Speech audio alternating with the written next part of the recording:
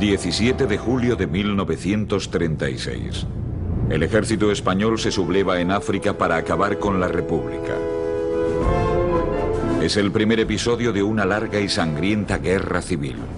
Los rebeldes cuentan con el apoyo de la Iglesia Católica y de la derecha. El general Mola emprende la toma de Navarra gracias sobre todo a la acción de los requetés carlistas, que se sumaron a la sublevación a raíz de la toma de la plaza del Castillo en Pamplona.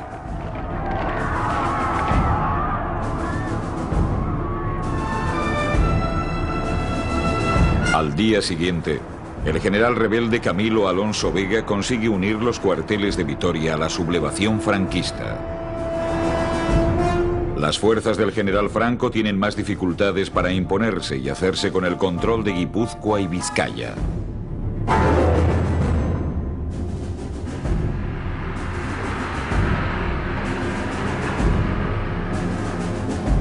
Los sublevados llegaron a Guipúzcoa a través de Irún, donde se produce una de las batallas más sangrientas de la guerra civil. En la capital guipuzcoana la sublevación se produce el 21 de julio, tras el alzamiento del coronel Vallespín.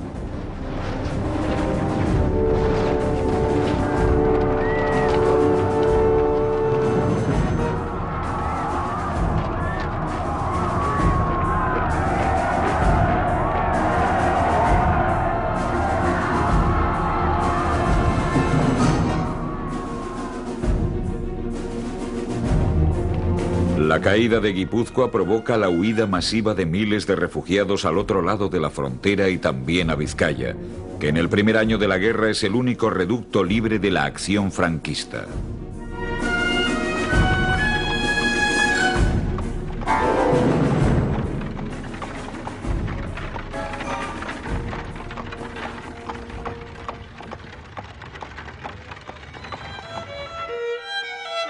En la capital vizcaína se respira un ambiente de bastante tranquilidad. Vizcaya se mantiene fiel a la legalidad y su territorio fue solar de la autonomía, lo que algunos llamaron el oasis vasco.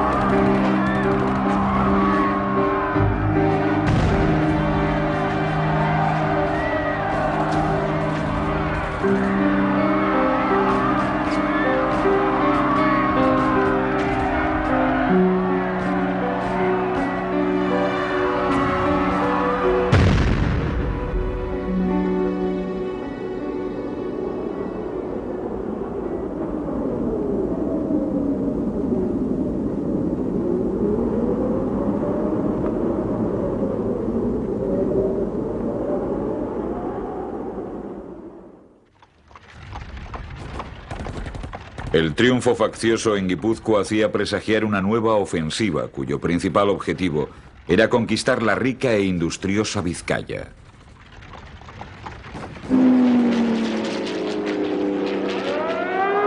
Los bombardeos sobre Bilbao los días 25 y 26 de septiembre eran la antesala del gran ataque.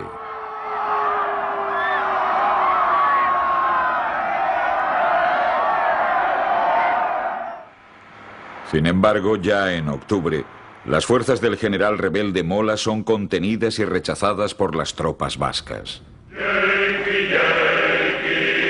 En todo esto tienen mucho que ver unos fusiles checos que habían servido para armar a las milicias del PNV, también conocidas como Eusko Gudarostea. Desde el momento de la sublevación, el PNV realizaba intensas gestiones para conseguir el armamento. En Vizcaya disponía de hombres, pero carecía de armas. Varios agentes del partido fueron enviados a Francia para entrar en contacto con vendedores de armas. Localizan a unos comerciantes judíos en Praga que tienen lo que quieren, pero no hay dinero.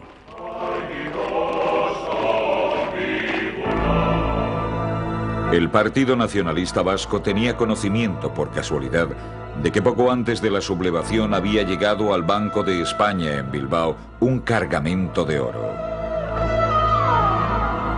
Eliodoro de la Torre, consejero de Hacienda de la Junta de Defensa de Vizcaya, realiza las gestiones para conseguir el oro. Llega el día señalado. Un grupo de mendigoizales proceden a requisar el oro. En los sótanos del banco, los lingotes son ordenados en el interior de unas cajas de madera selladas a golpe de martillo.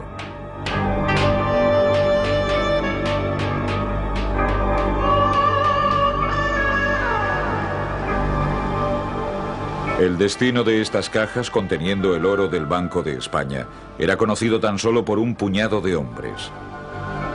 Al frente de la operación secreta se encontraban Eliodoro de la Torre, Telesforo Monzón y Antón Irala. El vehículo sale de Bilbao en dirección al frente. El destino de los lingotes de oro se encuentra a tan solo unos centenares de metros de la línea de fuego.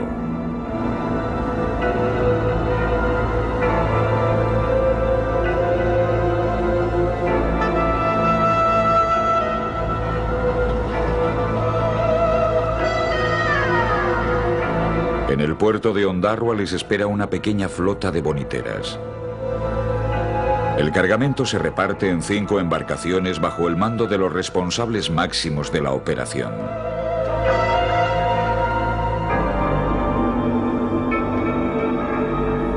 Para evitar ser atrapados por los vigilantes costeros y los navíos franquistas, los pesqueros zarpan de Ondarroa al abrigo de la noche.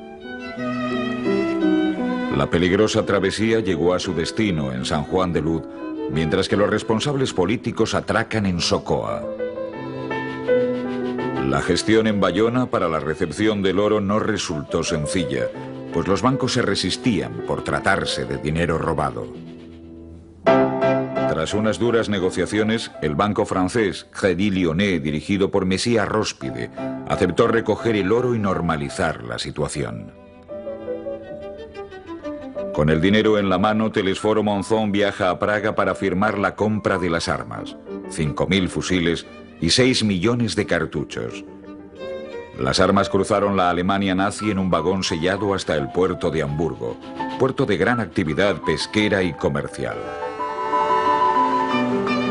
De allí se embarcaron para Euskadi. A mitad de travesía se realizó un trasbordo en alta mar y el legendario contrabandista Lezo de Urreztieta se hace cargo de la mercancía que conduce hasta el puerto de Bilbao. De esta manera, las armas llegan a tiempo para contribuir al fracaso de la ofensiva franquista. Pese a que el arsenal nutrió de bastantes armas a un ejército, el vasco, casi desarmado, como luego se comprobaría, las armas no fueron suficientes para hacer frente a la ofensiva franquista sobre el cinturón de Bilbao.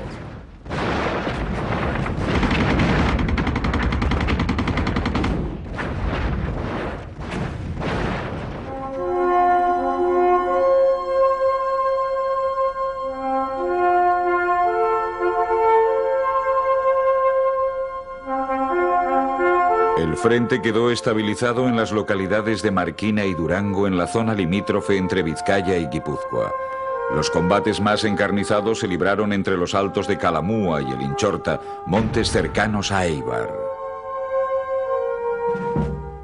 El día 4 de septiembre, el socialista Francisco Largo Caballero era nombrado jefe del gobierno republicano. A la vista de lo ocurrido en Guipúzcoa, sabía que la concesión de la autonomía era la llave para que el nacionalismo echara todo el peso de su fuerza en apoyo de la República. Por su parte, el PNV comprendía que sus aspiraciones solo podían cumplirse en el marco republicano. Ramón Rubial era en 1936 uno de los más cualificados dirigentes de las Juventudes Socialistas de Vizcaya. Pues la aprobación del estatuto se hizo en plena guerra. Y los socialistas no tuvimos en absoluto ningún inconveniente en aprobarlo, porque además el presidente de la Comisión de Estatutos fue Indalecio Prieto y fue el que lo impulsó. De manera es que nosotros con gran agrado dimos el asentimiento al estatuto y fuimos naturalmente a la programación de la presidencia de José Antonio de Aguirre Leco. El 9 de septiembre, una delegación del PNV encabezada por José Antonio Aguirre y Juana Juriaguerra se traslada a Madrid para negociar con Largo Caballero. El Frente Popular exige al PNV la entrada en el gobierno central. Los nacionalistas exigen como contrapartida la concesión del Estatuto de Autonomía. El acuerdo fue rápido. El 25 de septiembre, Manuel Irujo se incorporaba al gobierno como ministro sin cartera, con la oposición de algunos sectores del partido, que no ven con buenos ojos la incorporación de Irujo a un gobierno español.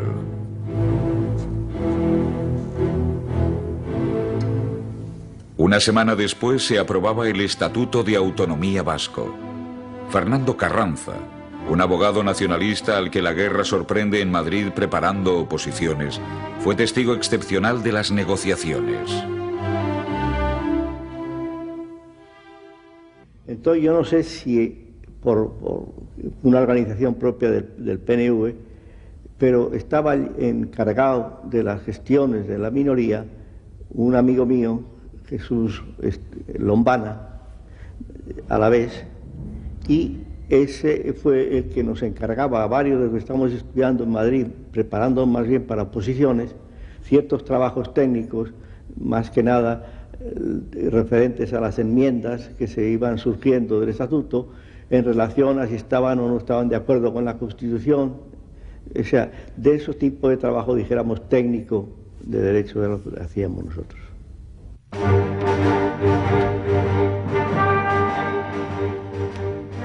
Algunos sectores del nacionalismo vasco no vieron con buenos ojos la incorporación de Irujo a un gobierno español.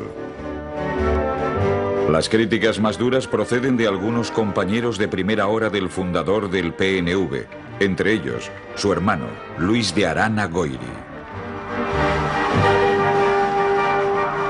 Lo cierto es que el nacionalismo ofreció al esfuerzo bélico tantos combatientes como el resto de las organizaciones republicanas vascas juntas, y más muertos que ninguna otra.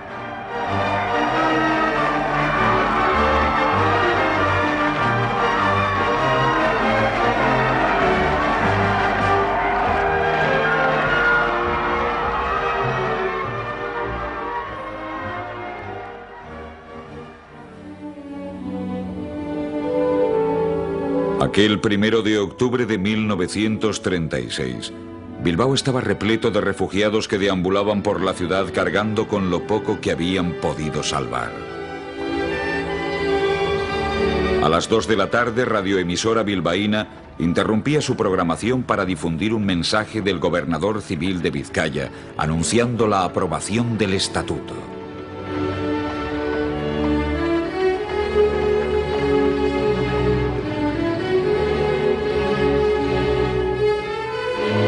En los días que siguen, las fuerzas políticas se preparan para formar un gobierno vasco que tendrá carácter provisional, hasta que en 1979 Jesús María Leizaola regresa a Bilbao.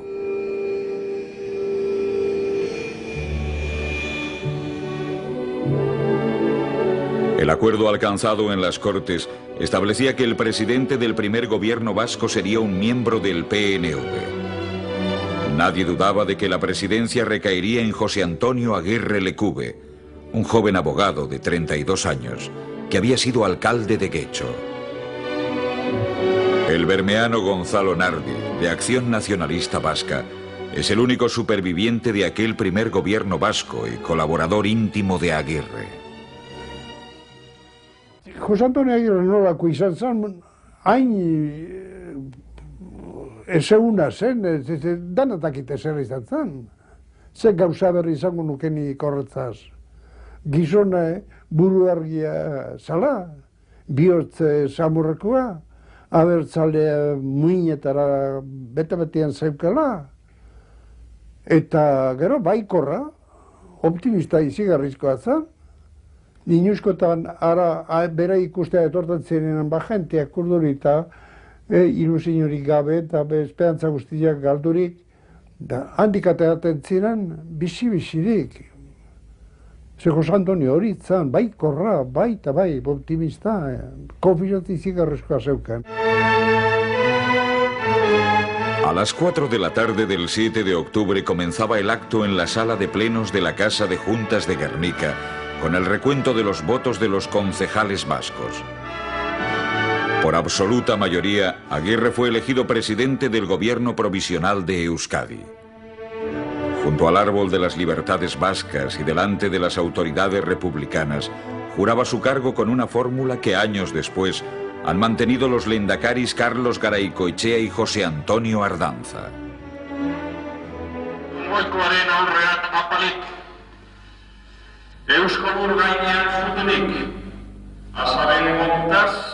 Gernikako zuhaizpean, herri ordezkarien aintzinean, nere agindua ondo betetzea zindagit.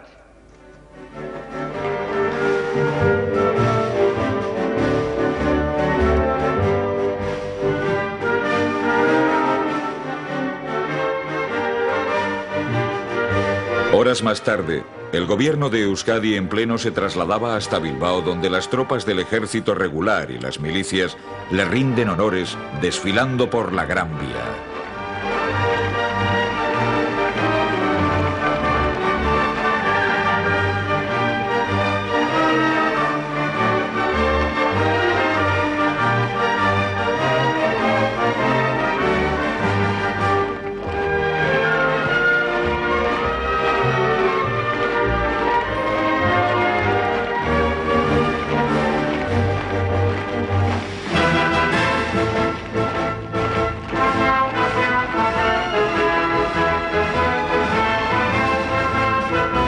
Aquel primer ejecutivo vasco tenía carácter de concentración.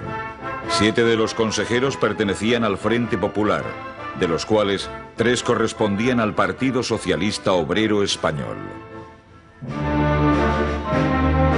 Juan Gracia se ocupaba de la asistencia social, un departamento importante debido al alto número de refugiados que debían ser atendidos.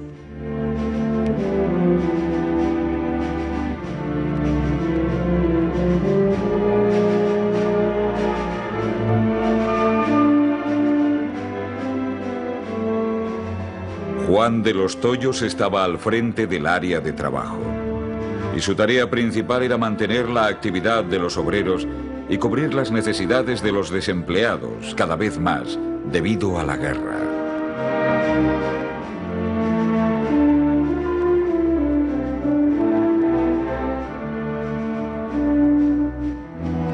El tercer consejero socialista era Santiago Aznar, titular de Industria y Navegación. Se ocupaba de las flotas pesqueras y mercantes, de capital importancia en la economía vasca.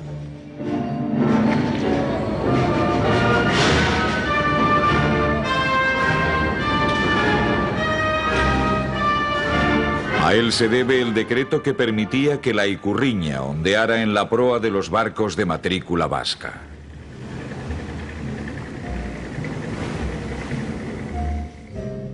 Los republicanos se habían hecho con 2 carteras. Ramón Aldasoro encabezaba la de comercio y su cometido se centraba principalmente en mantener los abastecimientos.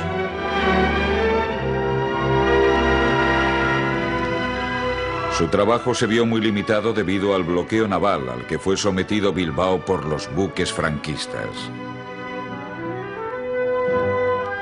Además, su trabajo se vio complicado dado que Vizcaya no era una zona productora de alimentos y salvo el enorme stock de garbanzos importados de México, no contaba con demasiados alimentos propios. El republicano bilbaíno Alfredo Espinosa Oribe se encargaba de la sanidad. Su labor se extiende a los vascos que se encuentran en el país vasco continental, Francia o Cataluña. Dedicó especial atención a la mejora del sanatorio de Gorlitz.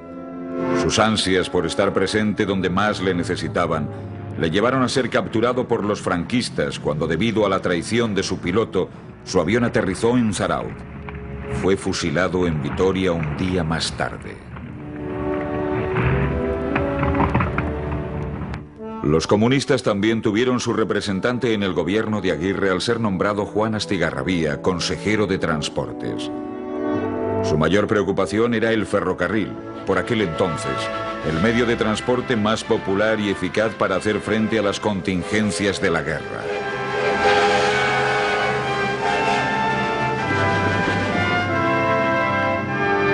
Gonzalo Nardiz, de Acción Nacionalista Vasca, era el consejero de Agricultura y Pesca.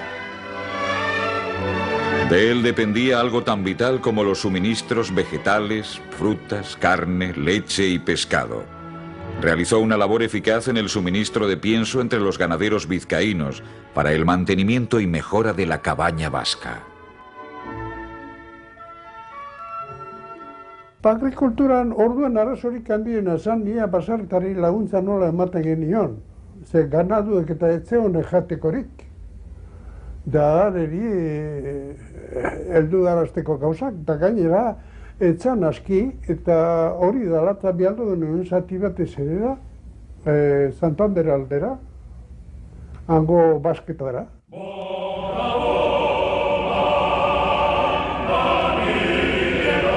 Junto a los campesinos fueron también los pescadores quienes contribuyeron en gran medida a paliar la escasez de comida y suministros y contribuir a la debilitada economía vasca. Los pescadores salían a la mar a sabiendas de que podían ser capturados o masacrados por los cañones de los cruceros franquistas.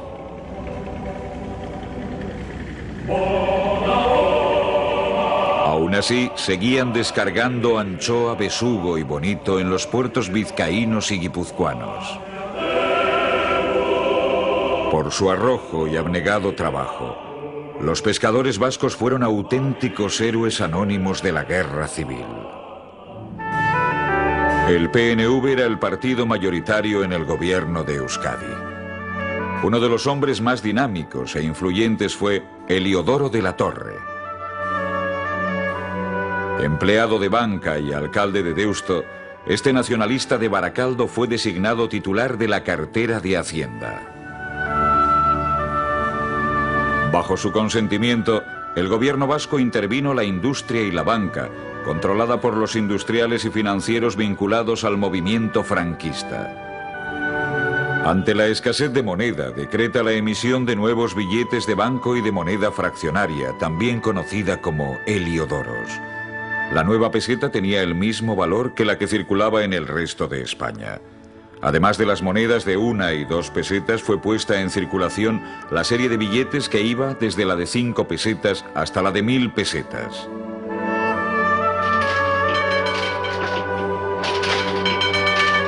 En la oscuridad de los sótanos de los bancos bilbaínos, unos pocos litógrafos y grabadores expertos trabajaron horas y horas en la realización de las planchas. Aunque en la calle se vivía en una aparente normalidad, en los sótanos y despachos de Bilbao la maquinaria de guerra trabajaba a toda intensidad.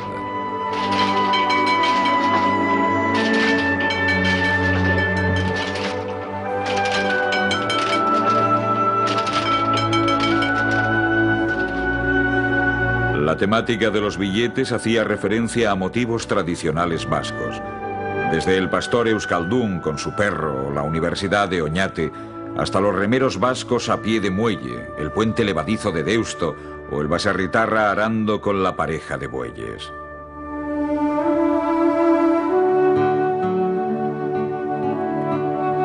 Los dibujos fueron realizados por Nicolás Martínez Ortiz, uno de los mejores cartelistas vascos.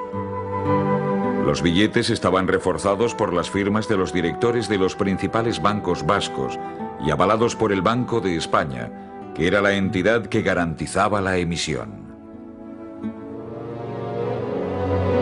Jesús María Leizaola, quien años después sucedería a Aguirre en la presidencia del gobierno vasco, fue designado titular de Justicia y Cultura. Leizaola tuvo como misión primordial restablecer los procedimientos judiciales y acabar con los excesos de la justicia revolucionaria.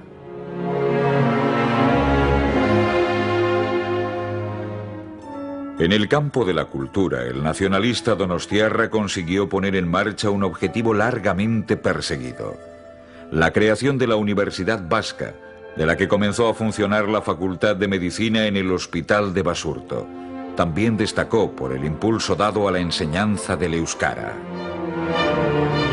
Bajo su mandato al frente del área de justicia, el gobierno de Euskadi puso en práctica una política de canje de prisioneros.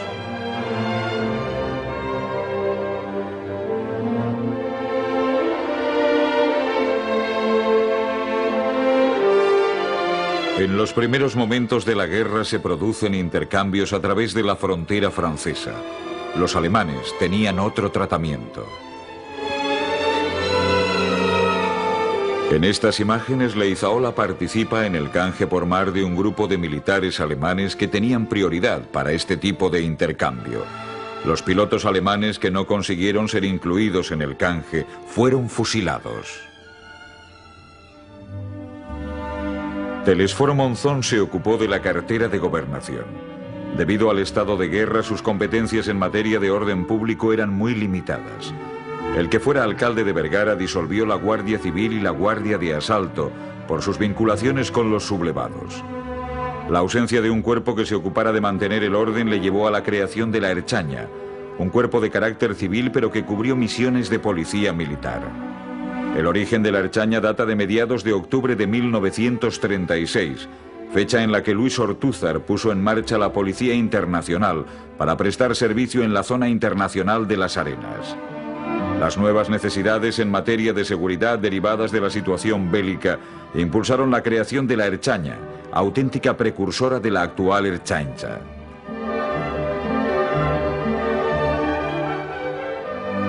Aunque separada orgánicamente de la Ertzaintza, se dispuso de otro cuerpo de seguridad, la Policía Motorizada o Ertzaintza Iguiletua.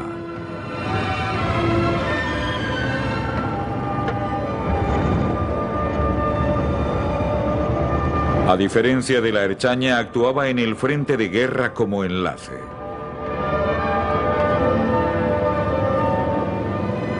La Ertzaintza Iguiletua tenía su sede en el Palacio de Ibaigane, de la familia Sota, hoy sede del Athletic Club de Bilbao.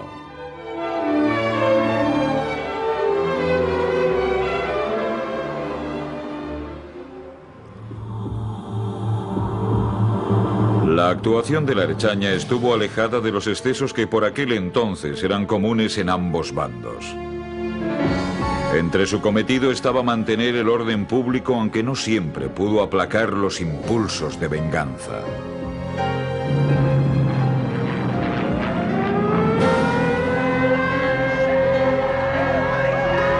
El 4 de enero de 1937, tras un nuevo bombardeo franquista de Bilbao, las cárceles fueron asaltadas y asesinados 224 presos derechistas.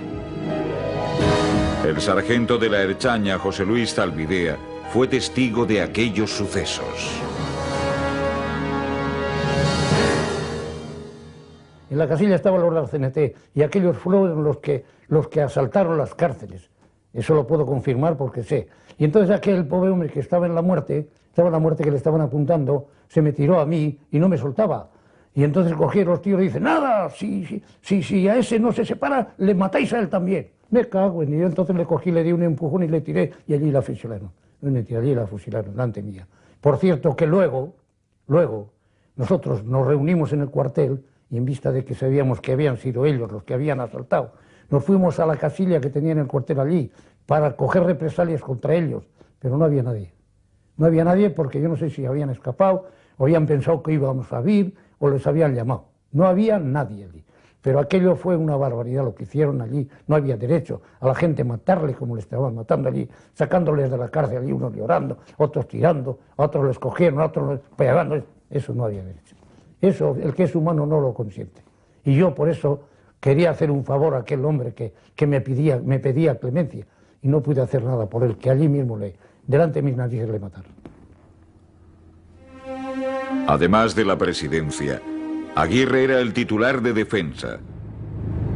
Su tarea principal fue la de unir a las milicias de los partidos y sindicatos en un solo ejército vasco.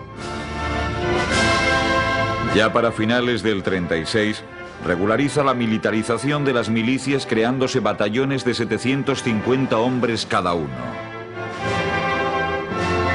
Para entonces se contaba con 25 batallones con un total de 25.000 hombres. Este ejército improvisado contaba con dos gravísimas carencias, la aviación y la marina. Los escasos bacaladeros artillados por el gobierno de Euskadi no pueden competir con la escuadra franquista.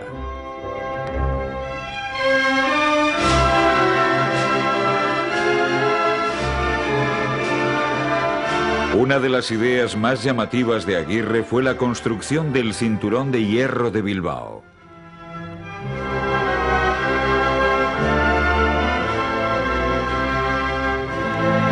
Miles de mujeres y hombres vascos trabajaron en la construcción de este anillo de murallas y fortificaciones que rodeaba la capital vizcaína en un radio de 15 kilómetros.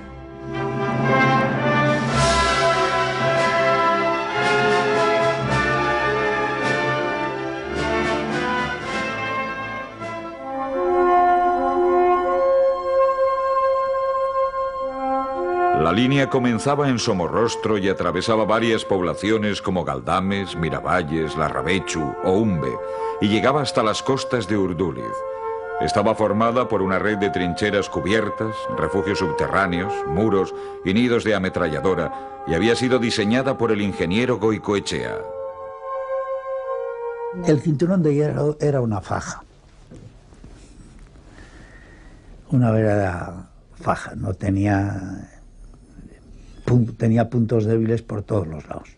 Y se explica cuando el que fabricó, el que construyó el cinturón se pasó al otro lado con los planos, que era el famoso Goicoechea. De manera que eso da la idea de la consistencia que el cinturón podía tener. Se hicieron unos nidos de ametralladoras con una cantidad de cemento terrible, pero unos puntos débiles, sobre todo por entrar por Bilbao, alza por la parte de Santo Domingo abajo, y entraron como les dio la, no como les dio la gana, no hubo resistencia y tal, pero no hubo capacidad de resistencia por la fortificación.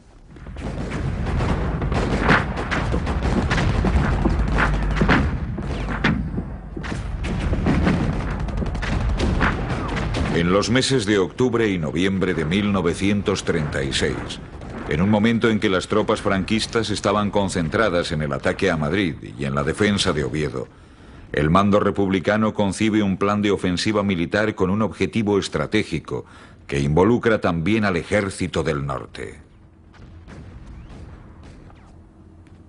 Aguirre ordenaba al naciente ejército vasco participar en esta ofensiva, cuyo objetivo final era avanzar sobre Vitoria para finalmente tomar Miranda de Ebro, aliviando de esta forma la presión franquista sobre Madrid.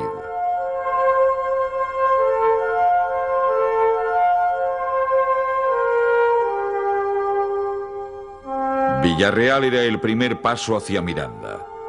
Además, la antigua Legutiano era un centro de comunicaciones importante, ya que era la llave para unir la capital alavesa con Vizcaya y Guipúzcoa.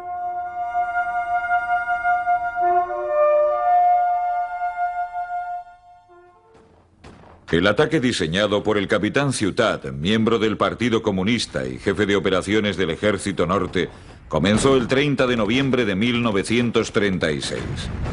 En un primer momento, el ejército vasco tomaba varios de sus objetivos iniciales tras romper las líneas enemigas. Sin embargo, la fuerte presión artillera y los ataques frontales de los gudaris no lograban doblegar la resistencia de los franquistas atrincherados en Villarreal. El mando rebelde puede reaccionar, enviar refuerzos y rechazar la ofensiva con la ayuda de la aviación alemana, restituyendo las posiciones iniciales. La inexperiencia de las tropas vascas, la falta de mandos competentes, desacuerdos de origen político y la adversidad climatológica fueron determinantes. A consecuencia de la batalla, Villarreal quedó prácticamente destruida.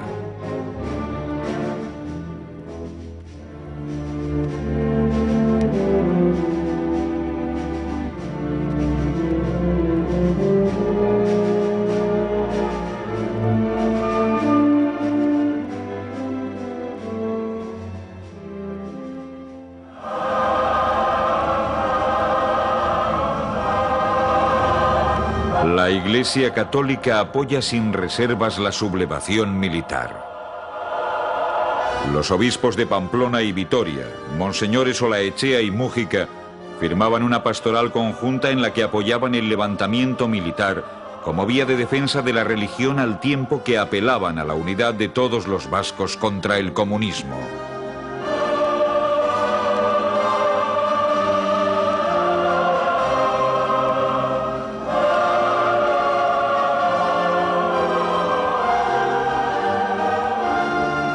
La persecución de religiosos no fue generalizada en Euskadi, aunque sí se produjeron algunos casos de asesinatos de eclesiásticos a manos de fuerzas de izquierda en Vizcaya.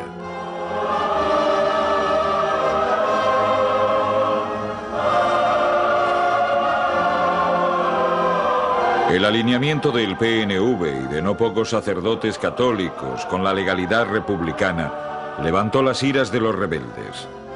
Los nacionalistas se emplearon a fondo para evitar la matanza de religiosos, no solo en Euskadi, sino también en Madrid y Cataluña.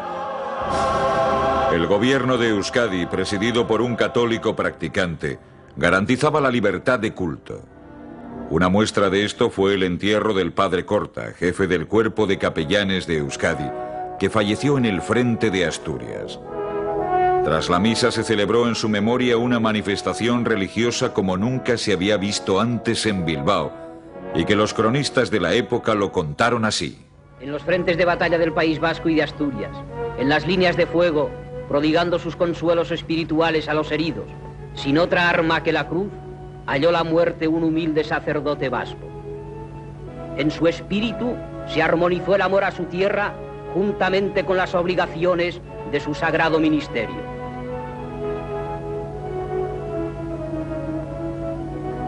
Una inmensa muchedumbre acompaña hasta su última morada al benemérito sacerdote vasco y ferviente patriota, don José María de Corta y Uríbarren. La manifestación de duelo ha sido la más sentida y fervorosa de cuantas se han presenciado en Euskadi desde que esta guerra cruenta asola al País Vasco. Al despedirse el duelo, las fuerzas del ejército vasco desfilan ante el cadáver y las autoridades.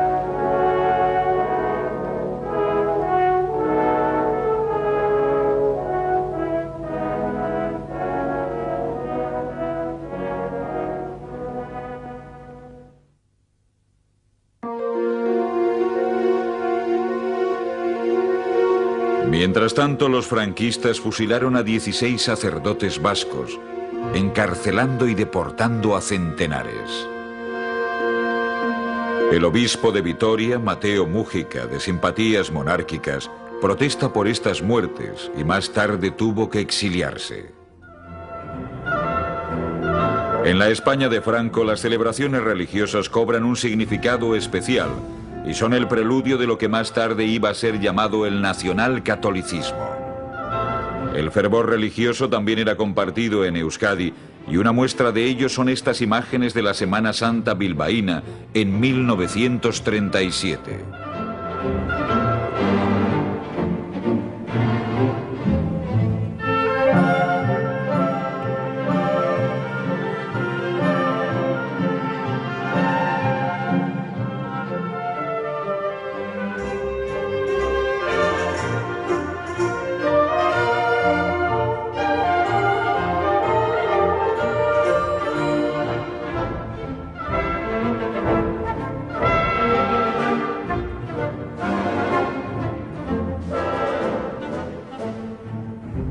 Al referirse a la Euskadi autónoma en este periodo, los corresponsales de guerra hablan del oasis vasco, ya que el pueblo vasco fue uno de los pocos lugares donde no hubo movimientos revolucionarios, se respetaba la propiedad privada y se garantizaba la libertad de culto.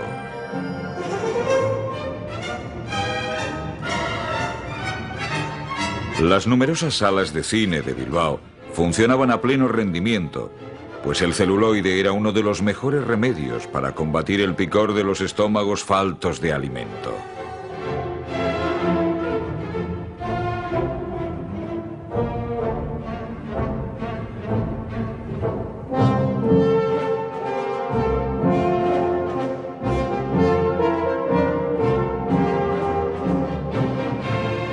En la Bilbao ceñida por el cinturón de hierro, el alegre griterío de los niños dejaba entrever una tranquilidad inexistente en lugares tomados por los rebeldes. Los frontones y probaderos programaban espectáculos con frecuencia.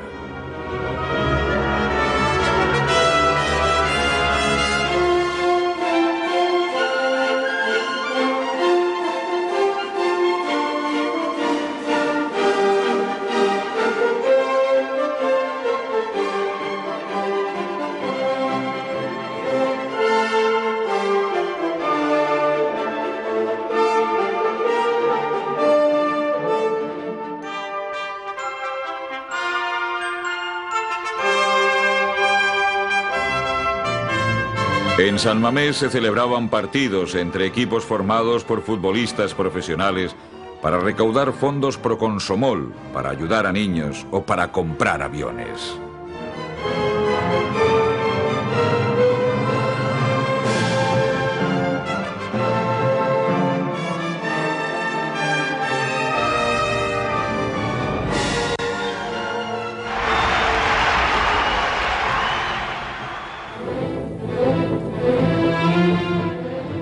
El bloqueo de la Armada franquista y los buques alemanes a los puertos vascos y especialmente al de Bilbao impedía la entrada de barcos y en consecuencia de alimentos y suministros necesarios. El hambre y la escasez se adueñan de la ciudad, dando lugar a situaciones de crudeza extrema.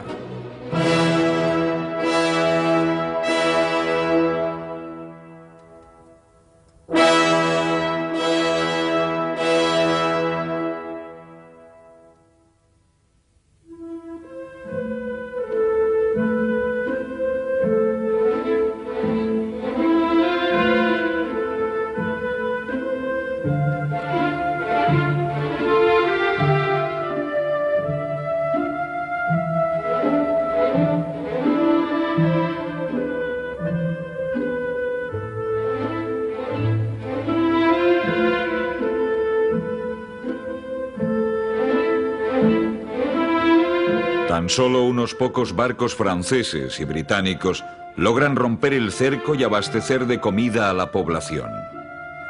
Mención especial fue el carguero inglés Seven Seas Spray, cuya entrada en el puerto de Labra fue un verdadero acontecimiento social en la villa bilbaína. Sus tripulantes fueron considerados héroes de guerra. Como recogen las imágenes, los bilbaínos rindieron un cálido homenaje a los dos tripulantes del barco.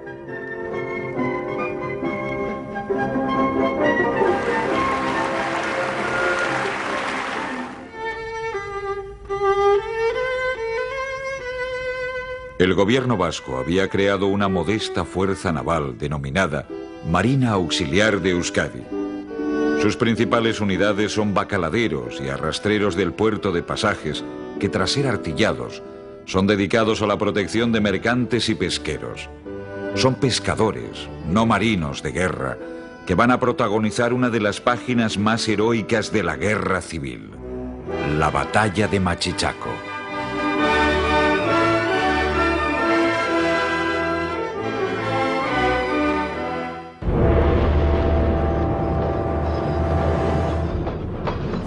La historia de la batalla de Machichaco comienza aquí, en Bayona.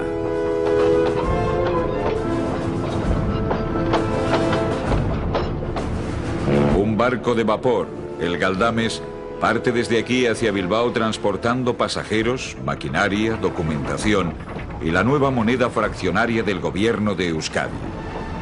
Escoltando el Galdames salen rumbo a la costa vizcaína los Bous, Navarra, Guipúzcoa, Vizcaya, junto con el pesquero Donostia. Se trata de un convoy más de los muchos que con frecuencia organiza la Marina Auxiliar de Euskadi para romper el bloqueo.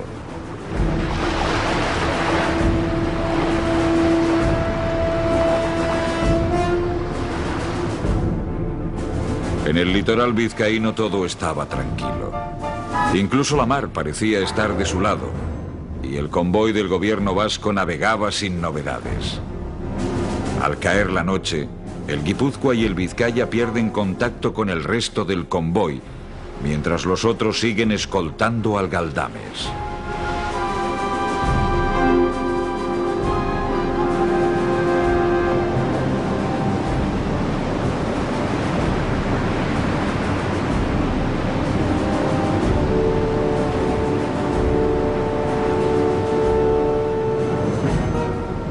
A media mañana el Guipúzcoa es detectado por el crucero franquista Canarias.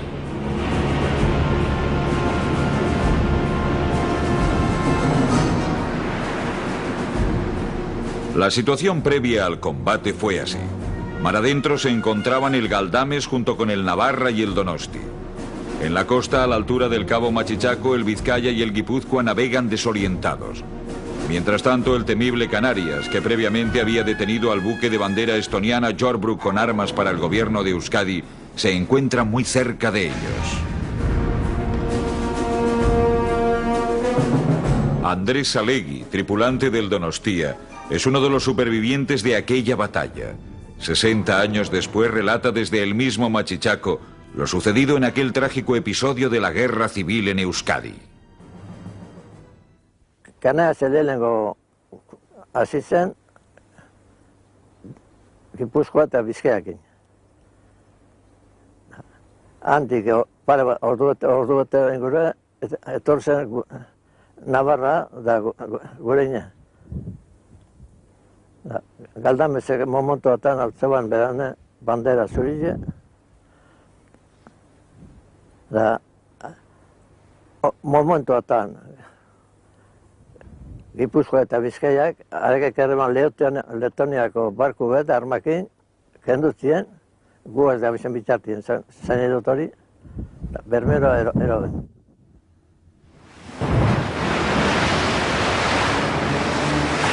Mientras el Vizcaya conduce hasta el puerto de Bermeo al recién liberado Jorbrook, el Guipúzcoa, en medio de una mar cada vez más embravecida, sigue inmerso en una batalla con el Canarias.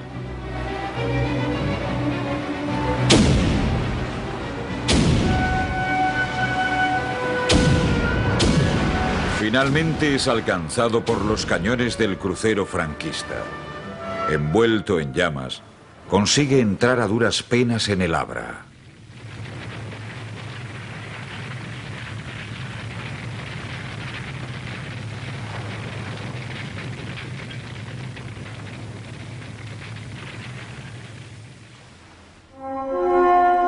Pero ¿cómo unos pequeños barcos bacaladeros pudieron hacer frente hasta la muerte al gigantesco monstruo llamado Canarias?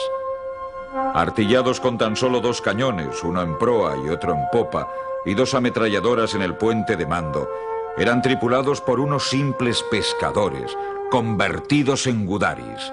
Su arrojo y valentía marcó una de las batallas más épicas de la guerra civil. Derrotado el Guipúzcoa, el Canarias inicia la persecución del Galdames y del resto del convoy. Antes de que puedan reaccionar, la silueta del Canarias se dibuja en el horizonte y enseguida abre fuego contra él. Luego, hace lo propio contra el Donostia y el Navarra, concentrando su fuego en este último.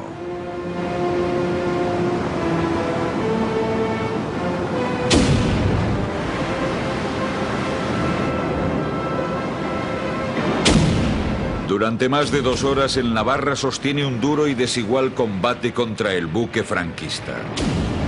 Cuando su cañón de proa queda fuera de combate, continúa disparando con el de popa. Canarias gero hasi zen Navarra eta Donostiarekin hasi zen. Galdames gelditu zen. Handik orduan ingurureko, ondora botaban Navarra.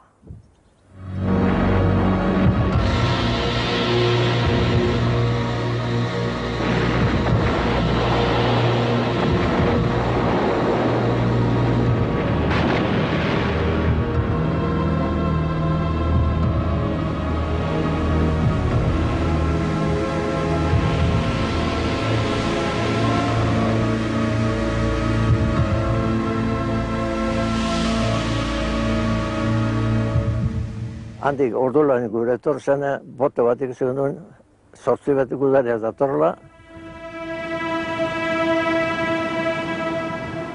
Donosti joan zen, arek hartzeko espantzan, ez zen nahi zen egon, eure zabletan zerata.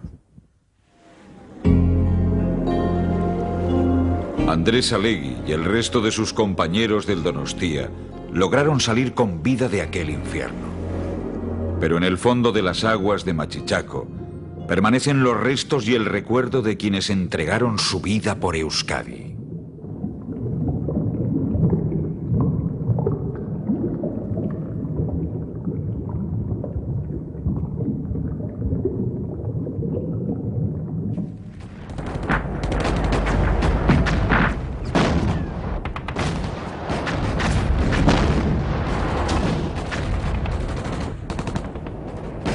El fracaso de la ofensiva sobre Villarreal supuso el empeoramiento de las relaciones entre Aguirre y el ejército republicano. Los reproches y acusaciones mutuas se multiplicaron. La negativa de Aguirre a la participación de tropas asturianas y santanderinas que ya estaban preparadas, así como la resistencia a acatar el mando del ejército norte, son las acusaciones de los militares republicanos contra los nacionalistas vascos. Las tensiones entre los vascos y el gobierno de la República van en aumento, hasta el punto de que el 30 de marzo de 1937, el Euskadi Buru Batzar del PNV quiso retirar al ministro Irujo y a los consejeros nacionalistas en el gobierno vasco. El ataque final de los franquistas ahogó los ecos de la crisis. El ejército rebelde y sus aliados nazis y fascistas movilizaron toda su fuerza, poniendo en práctica métodos de destrucción masiva. Miles de víctimas inocentes cayeron en una cadena de masacres que conmovieron al mundo entero. Símbolo de todo ello, Guernica, la ciudad santa de los vascos. Guernica quedó reducida a cenizas. Bajo sus restos quedaron enterradas las esperanzas del pueblo vasco, que pese a todo, jamás se rindió.